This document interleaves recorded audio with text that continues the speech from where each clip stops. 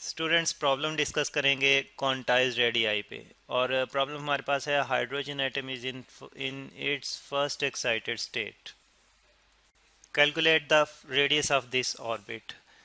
तो अब हम जानते हैं स्टूडेंट्स के हाइड्रोजन एटम के लिए अगर हम देखें तो जो नॉर्मल स्टेट होती है हाइड्रोजन के लिए फॉर एच एटम, इसकी जो नॉर्मल स्टेट होती है, हाइड्रोजन को एच से हम रिप्रेजेंट कर रहे हैं, नॉर्मल जिसको हम ग्राउंड स्टेट भी कहते हैं, वो फर्स्ट ऑर्बिट होता है n इज़ इक्वल टू 1। ठीक है।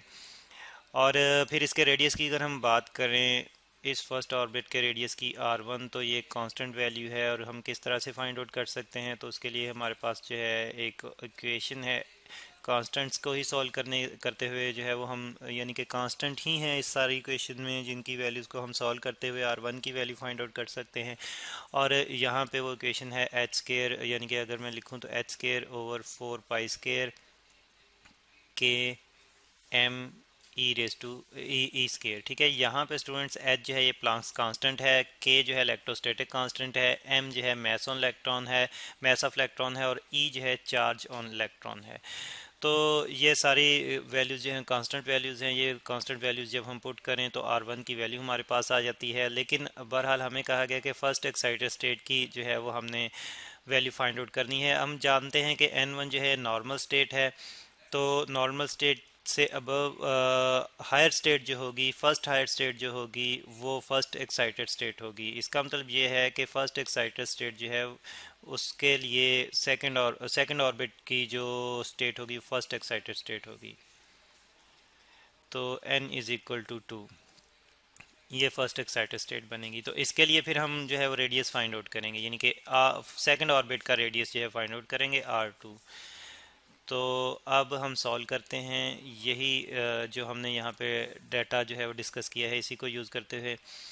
अब हम जानते हैं स्टूडेंट्स कि अगर हमने आर कोई भी जो है वो फाइंड आउट करना हो, कोई भी ऑर्बिट फाइंड आउट करना हो R n, तो उसके लिए हमारे पास मेथड होता है कि हम R1 जो है इसकी वैल्यू को जितना नंबर ऑफ ऑर्बिट है हमारे पास उस वैल्यू के स्केयर के साथ मल्टीप्लाई कर देते हैं। Rn is equal to n square into R1। ठीक है। हमने फाइंड आउट करना है R2, तो इसका मतलब ये है कि 2 का स्केयर लेंगे और उसको मल्टीप्लाई करेंगे R1 की वैल्यू के साथ। तो अब हमें R1 की वैल्यू भी चाहिए। हमने वैल्यू नहीं लिखी हुई बल्कि उसकी इक्वेशन लिखी हुई है, उसी इक्वेशन की मदद से हम सॉल्व कर लेते हैं R1 की वैल्यू। तो यहाँ पे पहले R1 की वैल्यू फाइंड आउट कर लेते हैं। R1 है हमारे पास ये वैल्यू इक्वेशन है, डायरेक्टली यहाँ पे मैं वैल्यू पुट करूँगा तो मेरे पास आ जाएगा 6.63। प्लांक्स कांस्टेंट की वैल्यू यहाँ पे पुट करनी है इंटू 10⁻⁻34 जॉल सेकंड, और इसका साथ में स्केयर भी लेंगे। और फिर 4 और पाई की वैल्यू जो है 3.14 यूज़ करेंगे, स्केयर लेंगे, मल्टीप्लाइड बाय इलेक्ट्रोस्टैटिक कांस्टेंट की वैल्यू है हमारे पास 9 इंटू 10⁻⁹ न्यूटन मीटर स्केयर पर कूलम स्केयर। और मैस ऑफ इलेक्ट्रॉन की वैल्यू पुट करेंगे जो कि है हमारे पास 9.1 इंटू 10⁻31 किलोग्राम। और इसके बाद चार्ज ऑन इलेक्ट्रॉन की वैल्यू पुट करेंगे और फिर साथ में उसका स्केयर भी लेंगे। तो मल्टीप्लाइड बाय 1.6 इंटू 10⁻⁻19 कूलम, और इसका साथ में स्केयर भी लेंगे। ठीक है जी। तो ये वैल्यूज़ हैं स्टूडेंट्स इन कांस्टेंट्स की। तो इनको जब हम सॉल्व करेंगे, कैलकुलेटर की मदद से सॉल्व कर लेते हैं, तो हमारे पास फिर R1 की जो वैल्यू आ जाती है वो आ जाती है 0.053 इंटू 10⁻⁻⁻⁹ मीटर। और इसको मैं प्रीफिक्सेस की फॉर्म में लिख दूं अगर, तो फिर ये मेरे पास आ जाता है R1 is equal to 0.053 nanometre. हम जानते हैं 10⁻⁻³ जो है -9 जो है ये नैनो प्रीफिक्स से रिप्रेजेंट कर सकते हैं हम।